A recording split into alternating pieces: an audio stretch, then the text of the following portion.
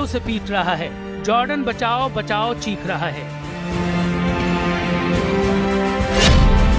Iran drone बमों की बौछार कर रहा है। बहरीन रहम रहम गिड़गिड़ा रहा है।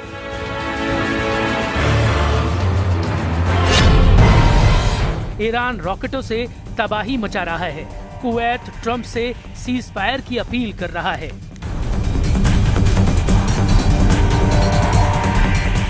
ईरान के जितने दुश्मन हैं सब सरेंडर मोड में आ चुके हैं। इजराइल तक युद्ध से साइड लेकर एक किनारे खड़ा है। लड़ाई अब सीधे अमेरिका ईरान में चल रही है। जबरदस्त टक्कर हो रही है। अमेरिका रात भर बमबारी करता है। सुबह की पहली रोशनी से ईरान जवाब देना शुरू करता है।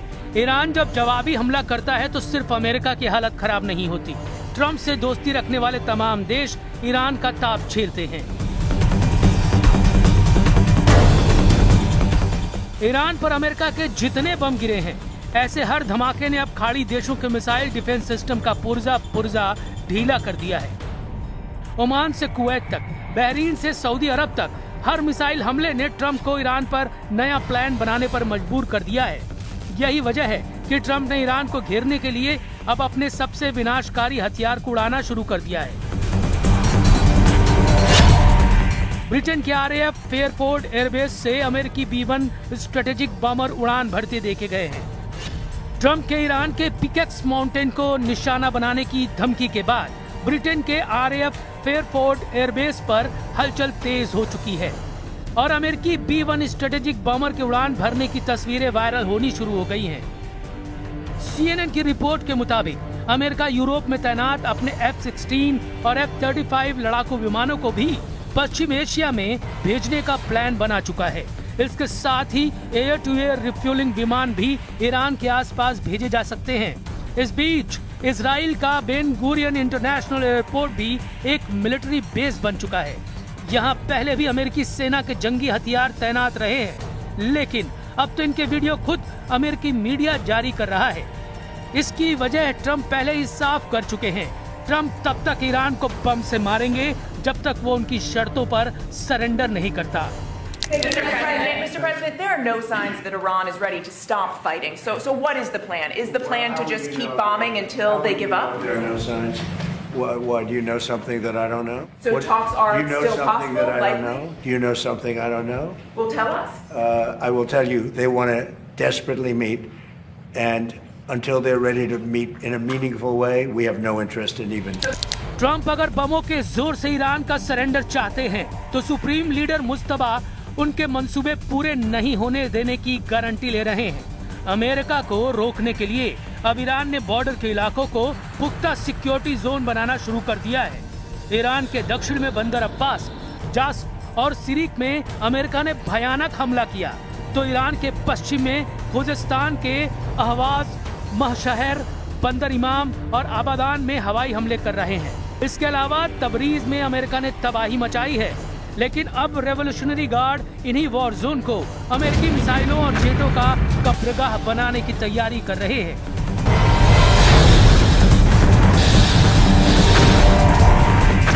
वैसे भी ट्रंप अब ईरान में अपना एक भी मिशन कंप्लीट नहीं कर पाए, इसलिए ईरान उनके ऑपरेशन पिकेक्स की हवा खराब करने का पक्का बंदोबस्त कर रहा है।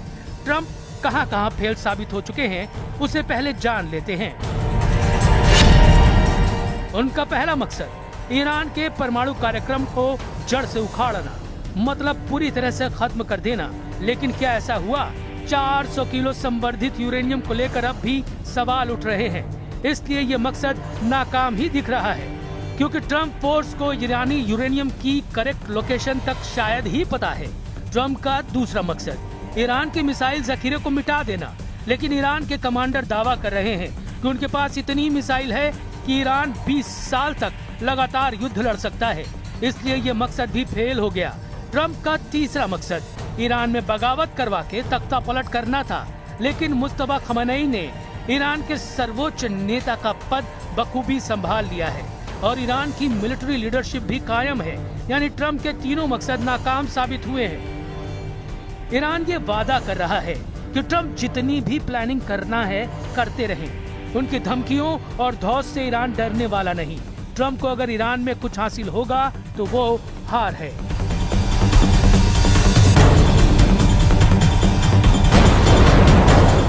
نهادهای مطرح شده از طرف میانجی‌ها به ما اعلام شده، ما این رو دریافت کردیم، اما الان در مورد جزئیاتش من اجازه بدید که دیگه ورود نکنم، ولی اصل موضوع که در این روزها هم دستگاه دیپلماسی فعال بوده و هم ایده‌هایی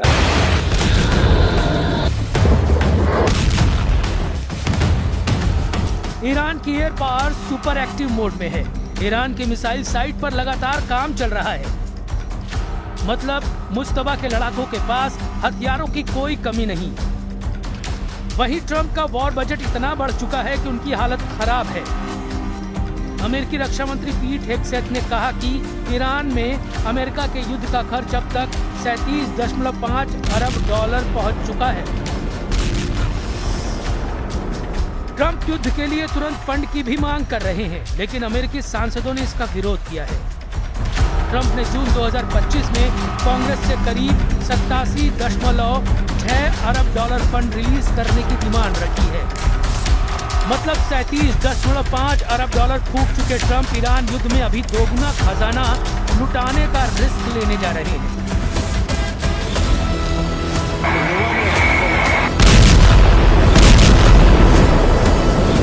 अमेरिका में ज्यादातर सीनेटर ट्रंप के वॉर बजट बढ़ाने पर भड़के हुए हैं, जबकि अमेरिकी रक्षा मंत्री दावा कर रहे हैं कि यही सही समय है जब अमेरिकी सेनाओं को ज्यादा से ज्यादा बम दिए जाए।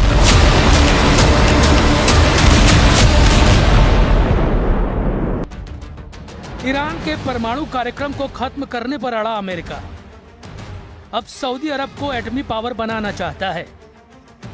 ट्रंप ने सऊदी अरब के साथ परमाणु समझौते को औपचारिक रूप से मंजूरी दे दी है। ये डील हुई तो सऊदी अरब को अमेरिका से मिलेगा एक सिविलियन न्यूक्लियर प्रोग्राम और फिर सऊदी अरब यूरेनियम संवर्धन भी कर पाएगा। ये डील अरबों डॉलर की हो सकती है। इस पैकेज में 123 एग्रीमेंट शामिल है। यह समझौता एक तरह से वो नियम है जिसके तहत दूसरे देशों के साथ अमेरिका न्यूक्लियर डील करता है। यूरेनियम संवर्धन वो प्रक्रिया है जो 90% तक की जाए तो परमाणु बम भी बनाया जा सकता है। 123 एग्रीमेंट अमेरिकी एटॉमिक एनर्जी एक्ट 1954 की धारा 123 के तहत होने वाला परमाणु सहयोग समझौता है। इसके जरिए अमेरिका किसी दूसरे देश के साथ सिविल न्यूक्लियर टेक्नोलॉजी, ईंधन और तकनीकी सहयोग कर सकता है, लेकिन आमतौर पर ऐसे समझौतों में ये शर्त होती है कि दूसरा देश परमाणु हथियार बनाने की कोशिश नहीं करेगा। लेकिन सऊदी अरब के क्राउन प्रिंस सलमान 8 साल पहले ही अपने इरादे जाहिर कर चुके हैं। मोहम्मद बिन सलमान ने 2018 में एक बयान में कह रखा है कि अगर ईरान ने एटम बम बनाया तो सऊदी अरब भी एटम बम बनाएगा। शायद ट्रंप के लिए भी ईरान के परमाणु हथियारों की काट प्रिंस सलमान को साधने में दिख रही है। इसलिए खाड़ी में नया परमाणु पावर बनाकर वो ईरानी खतरे को बैलेंस करना चाहते हैं, लेकिन अभी ये बहुत दूर की बात है। अभी तो आलम ये है कि ईरान खाड़ी देशों को अपने इशारे पर नचा रहा है। ईरान जिसे चाहता है उसे मिसाइल से तोड़ देना है।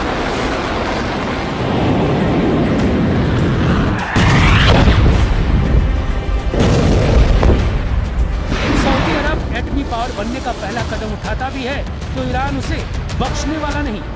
दोनों मुल्कों की पुश्तैनी दुश्मनी का ये राउंड सबसे खौफनाक होगा, क्योंकि ईरान के पास युद्ध में एक तरफा बढ़त है तो सऊदी अरब के पास ट्रंप का फुल बैकअप, यानी अरब वर्ल्ड का युद्ध भी